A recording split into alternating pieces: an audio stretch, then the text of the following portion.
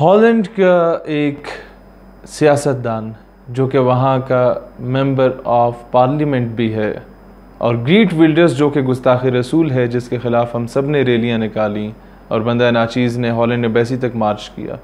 Greet विल्डर्स का वो बहुत अच्छा दोस्त भी है और उसकी पार्टी का सीनियर रुकन भी है। उसी जोरम वैन क्लेवरन ने आज इस्लाम कबूल कर लिया। वो शख्स जो कि ग्रीट विल्डर्स दुनिया के सबसे बड़े गुस्ताख का साथी रहा, जब वो इस्लाम के ख़िलाफ़ एक किताब लिख रहा था और रिसर्च कर रहा था कि किस किस तरीके से मैं इस्लाम को जो है वो लोगों के सामने लाऊं और बताऊं कि जी इसमें ये ख़ामियां हैं। वो रिसर्च करते करते उसे अंदाज़ा हुआ कि शायद दुनिया का सबसे बेहतरीन रिलीजन यही है।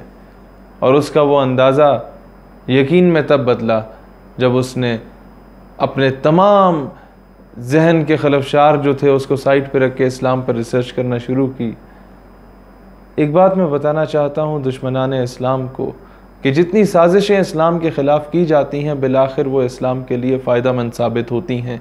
9/11 का अटैक आप लोगों को याद होगा जो अमेरिका के वर्ल्ड ट्रेड सेंटर पे किया गया था टू डिफेम इस्लाम, ताकि इस्लाम को बदनाम किया जाए और मिडल ईस्ट स्टेट्स में अमेरिका घुसे, हमारे ऑयल के रिजर्व्स जितने भी वहाँ इराक, ईरान, लेबनान, सीरिया इस तरह के इलाकों में हैं, दैन अफ़गानिस्तान में आए, वहाँ की मुजाहिदीन की गवर्नमेंट्स को जो है वो गिराए, फिर वहाँ से वो फाटा का रुख करे, फिर पाकिस्तान को डिस्टेबलाइज करने की कोशिश करे कि मुसलमानों की एक वाहिद न्यूक्लियर स्टेट थी पाकिस्तान, और अब भी है अल्हम्दुलिल्लाह। दुनिया को, आलम इस्लाम को हमारे मुल्क पर फ़ख्र है।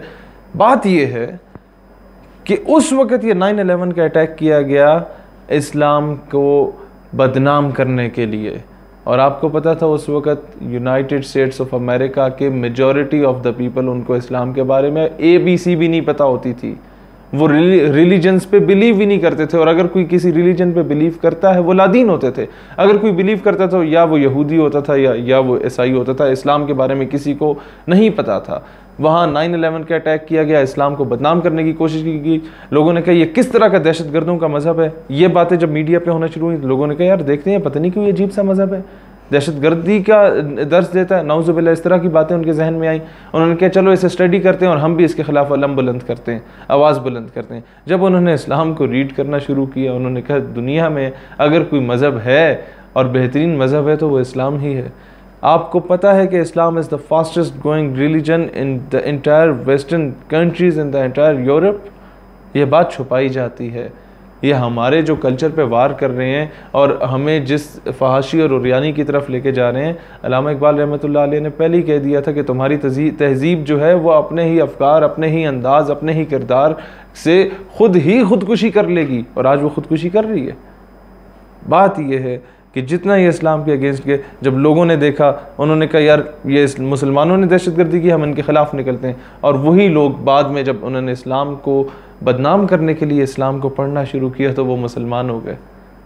लिहाजा कुछ खेल आप खेलते हो और फिर अल्लाह ताला अपना फ़ैसला ख़ुद करता है। क्या पता कि ग्रीट विल्डर्स का कोई करीबी साथी ही ग्रीट विल्डर्स को वासिल जहन्नुम कर दे।